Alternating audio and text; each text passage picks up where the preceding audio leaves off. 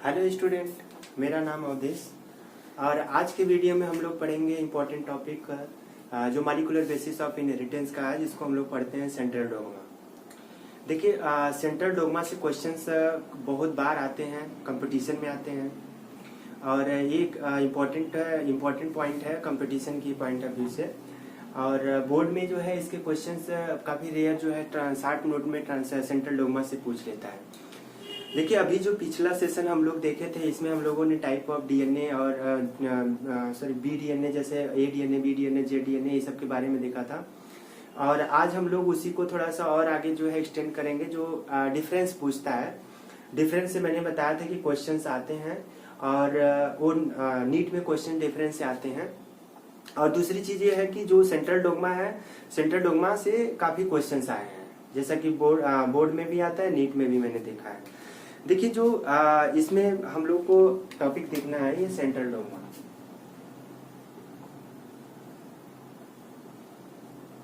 हालांकि ये टॉपिक जो है रेप्लिकेशंस के बाद है, लेकिन हम लोग यहाँ पे पहले ही देख लेते हैं। तो एनसीईआरटी की तरफ से अगर देखें तो ये रेप्लिकेशंस के बाद है। तो सेंट्रल डोग्मा देख लेते हैं पहले, उसके बाद में फिर हम लोग देखेंगे इसको। देखिए, सबसे पहले जो है टेमिन एंड बाल्टीमोर जो साइंटिस्ट थे, इन्होंने सबसे पहले जो है 1970 में इसको जो है डिस्कवर किया था, इसको बताया था कि सेंट्रल डोग्मा एक्चुअली होता क्या है। देखिए, सेंट्रल डोग्मा को बहुत ही सिंपल तरीके से समझा जाए अगर, तो जैसे ये इसको हम इरेज कर गए हैं, इसको याद रखिएगा। टेमिन और बाल्टीमोर ने जो है इसको सबसे पहले जो है देखा था। तो देखिए, सेंट्रल डोग्मा की अगर हम बात करते हैं तो इसमें एक सिंपल तरीके से समझिए। जैसे मानिए ये डीएनए है, ठीक, इस डीएनए में क्या है, सपोज ये जीन है। तो जो ये जीन है, ये जीन कोई ना कोई ऐसा कोई इंफॉर्मेशन अपने अंदर डिकोड किया रहता है, ठीक है। इस इंफॉर्मेशन को इसमें क्या छिपा है, इस इंफॉर्मेशन को एमआरएनए बना करके, एमआरएनए से और प्रोटीन बनाए, और प्रोटीन जाके कोई फंक्शन परफॉर्म करे, तब हम कहेंगे कि हाँ, ये जो जीन है, इस टाइप की इंफॉर्मेशन जो है अपने अंदर जो है इंटीग्रेट किया हुआ है, ठीक है। तो सेंट्रल डोग्मा में बेसिकली होता क्या है कि जो जीन का इंफॉर्मेशन होता है, उसका इंफॉर्मेशन जो है फ्लो, इंफॉर्मेशन को जो है 2 स्टेप में पूरा किया जाता है। मतलब 2 स्टेप कहने का मतलब, पूरी लाइन का कहने का मतलब क्या हुआ कि जो जीन में छिपा इंफॉर्मेशन है, उसको प्रोटीन बनने के बीच में 2 स्टेप इन्वॉल्व होते हैं। कौन कौन से? पहला होता है ट्रांसक्रिप्शन, दूसरा क्या होता है, ट्रांसलेशन। इसको हम बहुत अच्छे से आगे देखेंगे, लेकिन हम अभी यहाँ पे लाइटली बता दे रहे हैं हल्का सा। ट्रांसक्रिप्शन का मतलब होता है डीएनए से एमआरएनए बनना। एक्चुअली एमआरएनए बनता नहीं है, एचएनआरएनए बनता है, लेकिन इसका जो प्रोसेसिंग होने के बाद एमआरएनए, इसको हम लोग बोलते हैं मैच्योर आरएनए, ठीक। तो डीएनए से आरएनए बनना, that is called transcription. RNA से प्रोटीन बनना, दैट इज कॉल्ड ट्रांसलेशन, ठीक है। आप देखिए, इसको सेंट्रल डोग्मा को किस फॉर्म में जो है देखना हमें, इसको देख लीजिए जरा। देखिए, सबसे पहले क्या है, डीएनए है। डीएनए से क्या बनता है, एमआरएनए बनता है। एमआरएनए से क्या बनता है, प्रोटीन बनता है। देखिए, यहाँ पे मैं एक क्वेश्चन पूछूंगा। मेरा क्वेश्चन ये है कि चलिए इसको जब खत्म करेंगे तब पूछेंगे। आप देखिए, डीएनए से एमआरएनए, एमआरएनए से प्रोटीन, इस स्टेप को हम लोग बोलते हैं क्या, इसको मैं दूसरे कलर से लिखता हूं। इस स्टेप को हम लोग बोलते हैं ट्रांसक्रिप्शन, और इस स्टेप को हम लोग बोलते हैं ट्रांसलेशन, ठीक। अब देखिए, डीएनए से डीएनए बनना, दैट इज रेप्लिकेशन। इसी को हम लोगों को पहले पढ़ना है, ठीक। अब देखिए, एक चीज और इसमें होता है कि जब एमआरएनए से फर्दर जो है डीएनए बनता है, तो इसको हम लोग, इसमें एंजाइम कौन सा होता है, इसको हम लोग बोलते हैं रिवर्स ट्रांसक्रिप्शन। देखिए, इसके बारे में जो भी एंजाइम है, जो भी इसका मेन मैकेनिज्म है, ये मैकेनिज्म हम लोग बहुत अच्छे से देखेंगे। एक्चुअली इसमें डीएनए में इसके ट्रांसक्रिप्शन में कौन एंजाइम होते हैं, ट्रांसलेशन में, रिप्लिकेशन में कौन कौन सी एंजाइम, एक एंजाइम तो होता नहीं है, काफी ढेर सारे एंजाइम है, तो सबका बारी बारी से फंक्शन वहाँ पे एसएसबी, हेलिकेज, व्हाटएवर जितनी भी एंजाइम है, लाइकेज, उसके बाद में DNA polymerase, first second third fourth fifth, सबके बारे में हम लोग बहुत अच्छे से वहाँ पे बहुत डीपली स्टडी करेंगे। तो यहाँ पे जो सेंट्रल डोग्मा में हम लोग को बेसिकली जानना क्या है कि डीएनए से एमआरएनए बनना है, एमआरएनए से प्रोटीन, डीएनए में जो इन्फॉर्मेशन है उसका प्रोटीन तक बनने की जो प्रक्रिया है वो सेंट्रल डोग्मा में ही जो है आती है। ठीक है, यहाँ से क्वेश्चन आया है काफी बार। अब देखिए जो एमआरएनए, जो डीएनए से एमआरएनए बनता है, एमआरएनए से फर्दर डीएनए की बनने की प्रक्रिया जो होती है उसको बोलते हैं reverse transcription. This step takes place due to presence of enzyme reverse transcriptase. ये एंजाइम जो होता है वायरस में प्रेजेंट होता है। वायरस जो होते हैं बहुत ही उनमें हेल्पफुल होता है। वो क्यों होता है? क्योंकि जब वायरस हमारे बॉडी में इंटर करते हैं तो उनका जेनेटिक मटेरियल आरएनए है। हम लोग को पता है कि आरएनए है। वो आरएनए को पहले डीएनए में बनाएंगे, तभी वो जो है हमारे सेल को इन्फेक्ट कर पाएंगे, हमारे सेल के डीएनए में जो है अपने डीएनए को डाल पाएंगे। नहीं तो उनका इन्फेक्शन नहीं होगा, उनका कोई भी जो है इफेक्ट हमारी बॉडी में नहीं देखने को मिलेगा। तो ये रिवर्स ट्रांसक्रिप्टेज एंजाइम आरएनए में, वायरसेस में होते हैं। और आरएनए से जो एमआरएनए से जो प्रोटीन बनता है, इसको प्रोसेस को बोलते हैं ट्रांसलेशन। ट्रांसलेशन में भी यूकैरियोटिक, प्रोकैरियोटिक ट्रांसलेशन अलग अलग हम लोग देखेंगे। वहां पे कौन कौन से ट्रांसलेशनल फैक्टर होते हैं और क्या कौन कौन से कहाँ पे एटीपी कंज्यूम होती है, कितनी एटीपी ट्रांसलेशन में कंज्यूम होती है, एक अमाइनो एसिड को जोड़ने में कितनी कंज्यूम होती है। क्वेश्चन यहाँ से बहुत अच्छे से पूछा जाता है। ठीक है, तो इसको बहुत अच्छे से हम लोग देखेंगे। ठीक, अब दूसरा चीज है, पहली चीज में रिप्लिकेशन है। रिप्लिकेशन में डीएनए पॉलीमरेज एंजाइम इन्वॉल्व होता है। डीएनए पॉलीमरेज के टाइप हम लोग देखेंगे। ठीक, डीएनए रिप्लिकेशन में क्या होता है? डीएनए से डीएनए बनना। ठीक, इसको सबसे पहले जो है इसको कैसे डीएनए से डीएनए जो बनता है, इसके लिए कौन कौन से एक्सपेरिमेंट किए गए, इसमें सेल्सन और स्टार्स के एक्सपेरिमेंट, काफी इंपॉर्टेंट एक्सपेरिमेंट है, इसको हम लोग देखेंगे। ठीक है, उस पे बेस जो है हम लोग क्वेश्चन भी करेंगे, कैसे इस पे क्वेश्चन आते हैं। ये तो रहा सेंट्रल डोग्मा। अब देखिए इसमें जो टाइप हम लोग को देखना है, डीएनए के टाइप कौन कौन से हैं। Type of DNA. देखिए डीएनए की अगर हम टाइप की बात करते हैं तो जैसा कि हम लोग देख चुके हैं कि ए, बी, सी, डी और जेड डीएनए होता है। लेकिन हम लोग यहाँ पे कुछ और भी चीजें देख लेते हैं उनके फंक्शन के अकॉर्डिंग। पहला जो डीएनए होता है उसको हम लोग, पहला जो डीएनए होता है वो सर्कुलर होता है। सर्कुलर और लीनियर भी होता है। सर्कुलर डीएनए जो होते हैं याद रखिएगा बैक्टीरिया में, वायरसेस में होते हैं, वायरस में होते हैं। और लीनियर जो डीएनए होता है याद रखिएगा यूकैरियोट में होते हैं।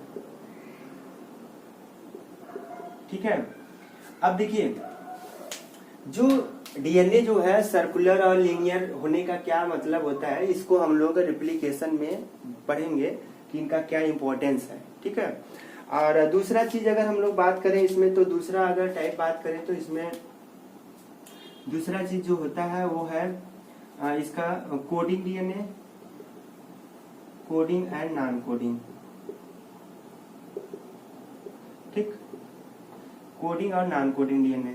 कोडिंग डीएनए कौन से होते हैं? ऐसे डीएनए सीक्वेंस जिसे अगर यहाँ पे हम डीएनए को क्लासिफाई भी करते हैं, दो टाइप के हो जाएंगे, एक यूकैरियोटिक, एक यूक्रोमैटिन हो जाएगा, एक हेटेरोक्रोमैटिन हो जाएगा। यूक्रोमैटिन ऐसे होते हैं जो बायोलॉजिकली एक्टिव फॉर्म होता है, हेटेरोक्रोमैटिन जो होते हैं बायोलॉजिकली इनएक्टिव फॉर्म होता है। ठीक है, तो कोडिंग रीजन वो रीजन होता है जो डीएनए किसी भी प्रकार के प्रोटीन या किसी भी प्रकार के प्रोटीन को कोड करता है, उसको हम कोडिंग रीजन बोलते हैं। नॉन कोडिंग डीएनए वो होते हैं जो कोई डीएनए को वही किसी प्रकार के प्रोटीन नहीं कोड करते हैं। इसको हम लोग ट्रांसलेशन में जब ट्रांसक्रिप्शन पढ़ेंगे तो वहां पे हम लोग इंट्रॉन और एक्सॉन के बारे में जो हम लोग वहां पे देखेंगे। ठीक है, अब देखिए इसमें इंपॉर्टेंट चीज अगर हम लोग देखें तो अब इसका जो difference between DNA, different types of DNA. देखिए अगर हम लोग यहाँ पे ले लेते हैं ए डीएनए, बी डीएनए और जेड डीएनए, यही तीन मेन इंपॉर्टेंट है। ठीक, देखिए इसमें पहला जो इसका जो पहला है, इसमें पहला है कि हेलिक्स टर्न कैसा होता है। पहली चीज ए बी सी डी याद रखिए, ए बी सी डी जो 4 टाइप के डीएनए होते हैं सब में राइट हैंडेड, इसमें भी राइट हैंडेड, लेकिन इसमें लेफ्ट हैंडेड। याद रखिएगा, बहुत इंपॉर्टेंट है, लेफ्ट हैंडेड होता है। देखिए जो राइट हैंडेड और लेफ्ट हैंडेड होता है इसके पीछे भी जो लॉजिक है, इसको लॉजिक के बारे में हम लोग डिस्कस करेंगे, ठीक है। और इसका जो इम्पोर्टेंट है हम लोग इसको देख लेंगे कि क्या इसकी इम्पोर्टेंस है।